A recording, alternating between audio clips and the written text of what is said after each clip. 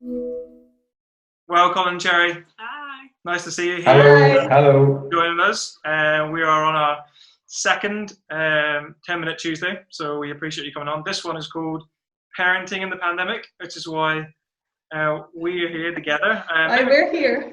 Yeah, that's why you're here. You're going to give us all the tips because we don't have a clue what we're doing. Not. But maybe for those who are watching, maybe we'll introduce ourselves. Maybe just go around quickly and do that. And maybe you can tell us a bit about your family, how many kids you got, their ages. You can do that for us, that'll be grand. We'll do that too. Maybe we'll start. I'm David Kimbers, pastor of the Conways Baptist Church.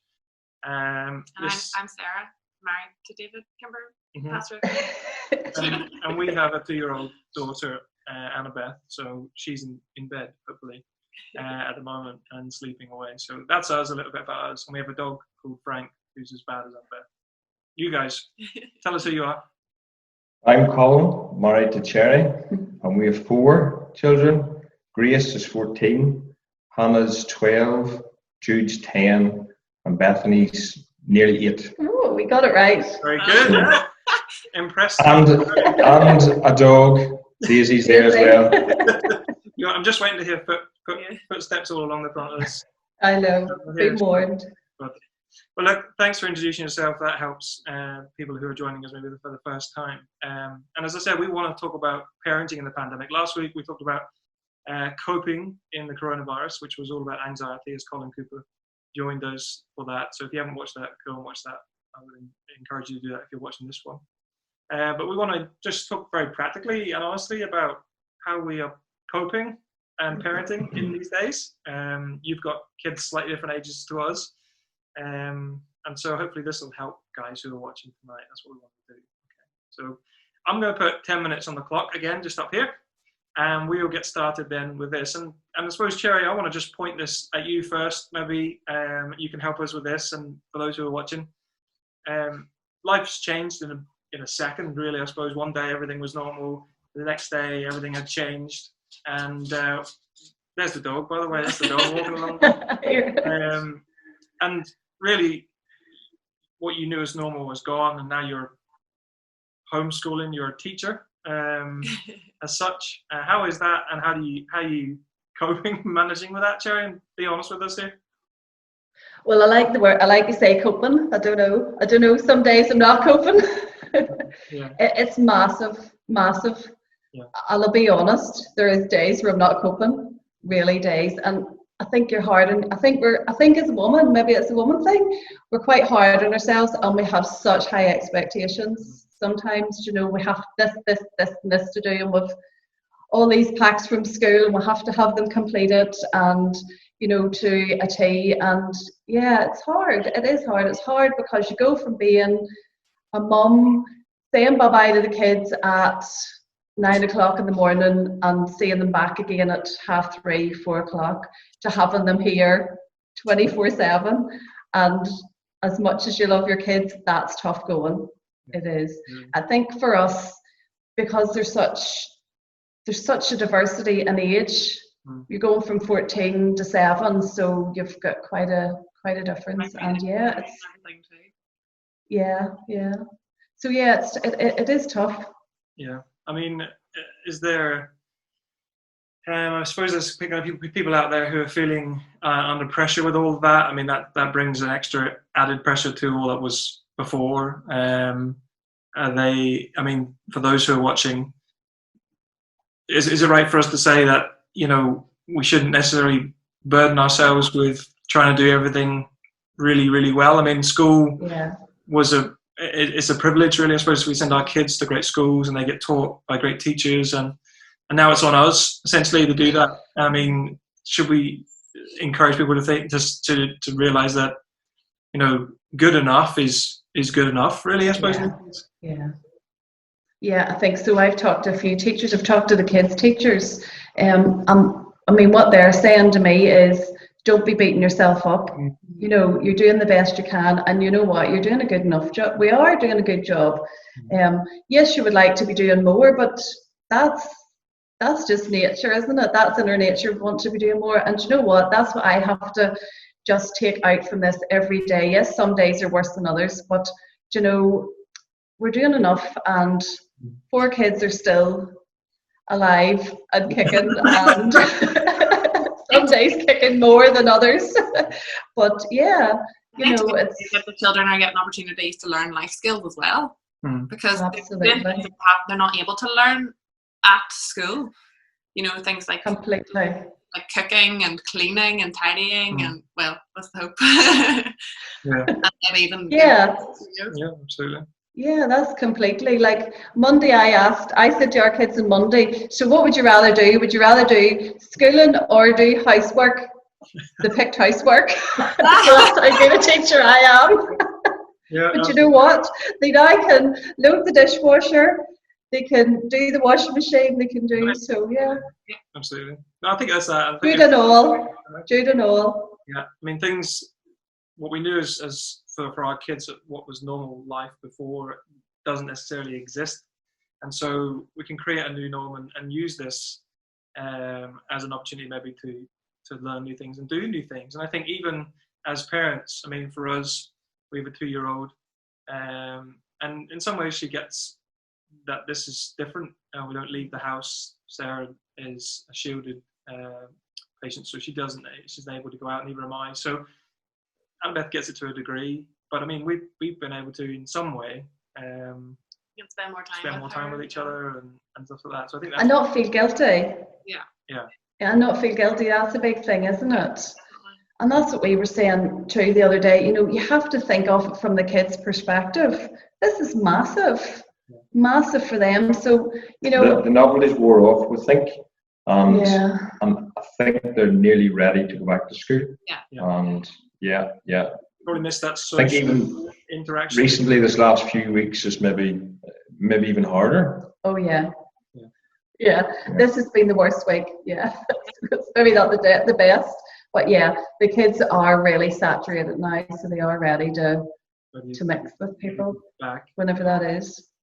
Well then, I suppose, Colin, just across to you then, I mean, you're working still, doing a little bit of work, maybe tell us a bit about that, and then talk about routines. I mean, routines are important. We talked a bit about that last week for those who are dealing with anxieties, but I mean, it still fits with the subject of parenting and kids in the house. And I mean, routine is good, but what does that even look like at the moment, Colin?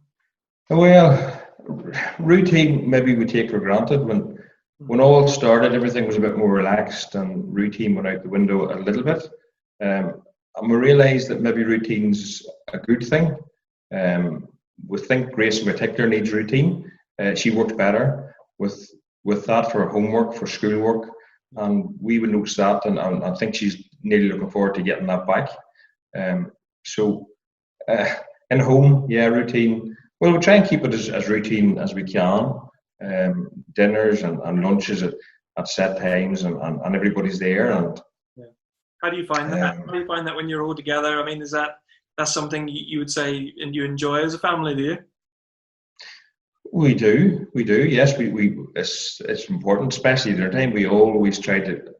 All of us, 6 of us, will be at the dinner table, and we'll sit down. We'll talk about today. We'll have food, and it's a good thing. And then they go their own ways, maybe for a while, but no, it's a good thing to have that routine. And I think we probably find the same. Do you agree? Yeah, absolutely. I think it's good to all come together. It's very easy, especially David. He's working quite a bit, and even phone calls. He goes off into the study quite a bit, and it's good that the 3 of us can come together again at dinner time and sometimes lunchtime, and we can have that time together and can talk together. And Annabeth gets to see you, because it's me she's mostly stuck with. But they've become sort of important for us. So I mean, like yourself, they've become sort of key points in a day almost, I suppose, where we come together. And there's only 3 of us here. It's bigger for you. The 6 of you all together in your house. I mean, they've become special times, I suppose. And we try and keep them phone free. We do that. We've really tried to do, but that's sometimes hard when someone's looking at you, or you get a buzz on your phone and that's it. But we try to do that just so we can make. Yeah, we do the same. We keep the phone and tablets and things not allowed at dinner time at the table, and they listen and they don't do that. Now maybe after the dinner time, they go to them straight away, but not dinner time. No. Yeah. I think that's good. Yeah.